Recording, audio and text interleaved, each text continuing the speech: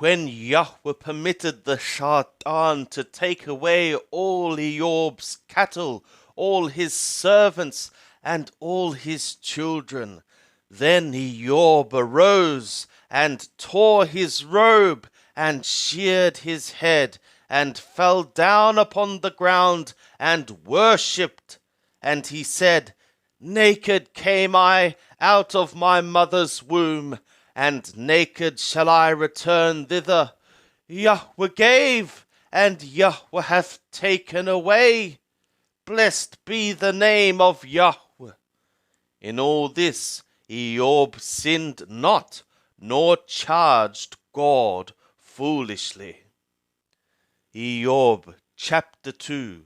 Again it was on the day when the sons of the God came to present themselves before Yahweh, that the adversary came also among them to present himself before Yahweh. And Yahweh said to the adversary, From whence comest thou? And the adversary answered Yahweh, and said, From going to and fro in the earth, and from walking about in it. And Yahweh said to the adversary, Hast thou set thy heart upon my servant Eob? For there is none like him in the earth, a perfect and an upright man, one that feareth God, and turneth away from evil, and he still holdeth fast his integrity, although thou movedst me against him to destroy him without cause. And the adversary answered Yahweh and said, Skin for skin, yea, all that a man hath will he give for his soul.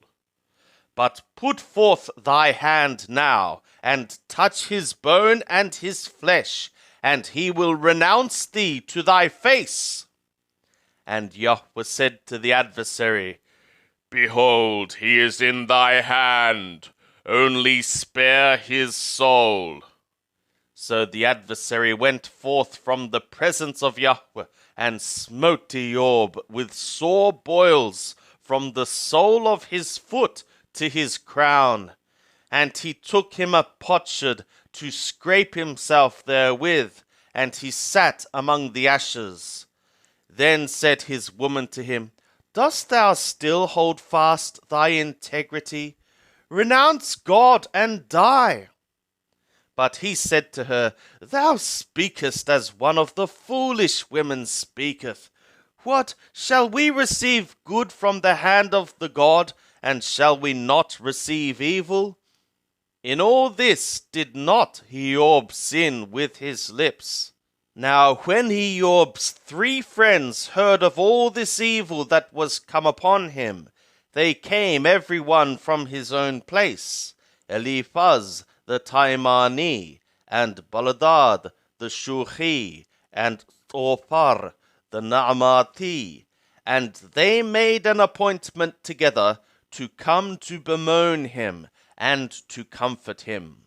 And when they lifted up their eyes afar off, and knew him not, they lifted up their voice, and wept, and they tore every one his robe, and sprinkled dust upon their heads towards skies. So they sat down with him upon the ground 7 days and 7 nights, and none spoke a word to him, for they saw that his grief was very great.